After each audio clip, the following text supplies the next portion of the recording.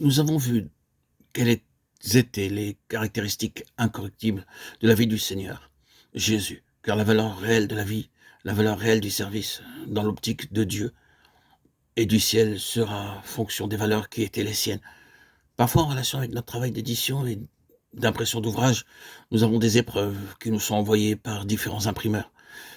Et récemment, j'en ai reçu certaines avec soit des corrections dans des marges larges ou dans des marges étroites, tandis que ces pages étaient sur mon bureau, elles me faisaient penser à certaines choses.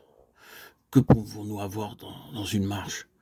Une marge large prévue pour beaucoup de corrections, cela n'a aucune valeur. Si la surface qui reste pour le texte est trop petite, mais si la marge est trop étroite, les corrections seront-elles alors possibles? Oui, il est nécessaire qu'il y ait des corrections dans nos vies et dans notre service. Alors se posera la question de la largeur des marges et de ce qui pouvait être écrit dans ces marges.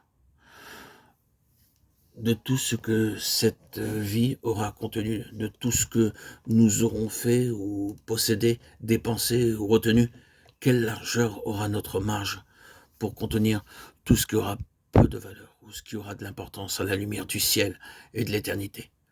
C'est une affaire très sérieuse, et c'est sûrement une manière de nous faire voir son importance et considérer tout cela très sérieusement.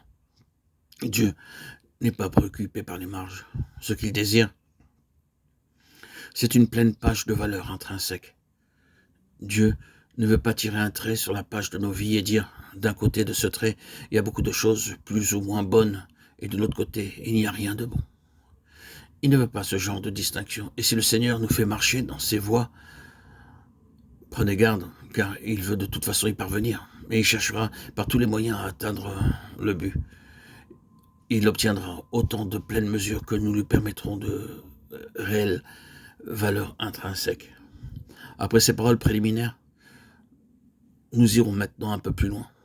Nous avons dit que le Seigneur Jésus est le grand exemple d'une vie sans marge, d'une vie atteignant intégralement tous les bords de chaque côté, pleine de valeurs inhérentes et qu'une telle vie a une signification.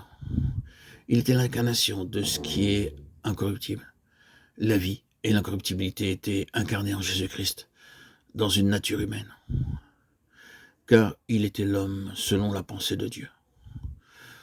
Mettons de côté sa déité, sa divinité. Cela ne servira à rien de discuter sur tout cela. Étant Dieu et vraiment Dieu, il n'y a pas lieu de discuter ou d'argumenter de l'incorruptibilité. Mais quand il s'agit de l'homme, c'est une autre affaire. Et donc, nous sommes concernés par ce côté de sa personne, de sa personnalité, car il est appelé le Fils de l'homme.